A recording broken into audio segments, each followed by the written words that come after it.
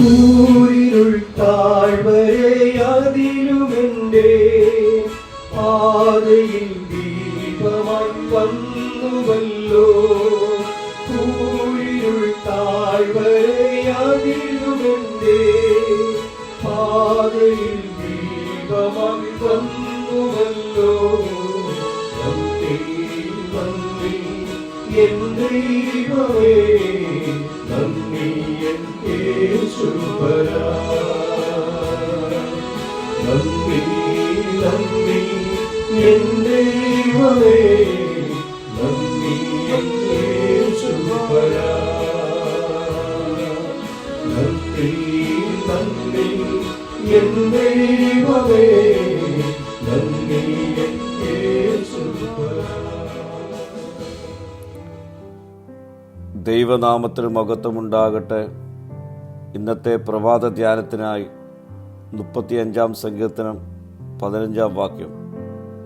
അവരോ എൻ്റെ വീഴ്ചയെങ്കിൽ സന്തോഷിച്ചു, കൂട്ടം കൂടി ഞാൻ അറിയാത്ത അധമന്മാർ എനിക്ക് വിരോധമായി കൂടി വന്നു. അവർ ഇടവിടാതെ എന്നെ പഴിച്ച് പറഞ്ഞു. ദാവീദ് പ്രതികൂല സാഹചര്യങ്ങളിൽ കൂടി കടന്നുപോയപ്പോൾ മറ്റാളുകളാൽ പരിഹസിക്കപ്പെടുകയും ആക്രമിക്കപ്പെടുകയും ചെയ്യുന്ന ഒരു സാഹചര്യത്തെ ഈ വാക്യം വിവരിക്കുന്നു. പിന്തുണയ്ക്കേണ്ടിയിരുന്നവരുടെ വഞ്ചനയും ദ്രോഹകരമായ സന്തോഷവും അവരുടെ ആക്രമണത്തെക്കുറിച്ചുള്ള അജ്ഞതയും ഈ വാക്യത്തിൽ എടുത്ത് കാണിക്കുന്നുണ്ട്. ദാവീദ് മറ്റുള്ളവരോട് കരുണ കാണിച്ചപ്പോഴും അവർ തന്നെ ഒറ്റിക്കൊടുക്കപ്പെടുന്ന വേദന ഈ വാക്യത്തിൽ വ്യക്തമാണ്. പ്രിയ സ്നേഹിതരെ, ദോഷകരമായ പ്രവൃത്തികൾ മറ്റുള്ളവരെ ആകർഷിക്കുവാൻ പ്രവണത കാണിക്കുന്നു. ആളുകൾ പൂർണ്ണമായും കാര്യങ്ങൾ മനസ്സിലാക്കാതെ പരിഹാസത്തിലോ വിധിന്യായത്തിലോ ഏർപ്പെട്ടു എന്ന് വരാം.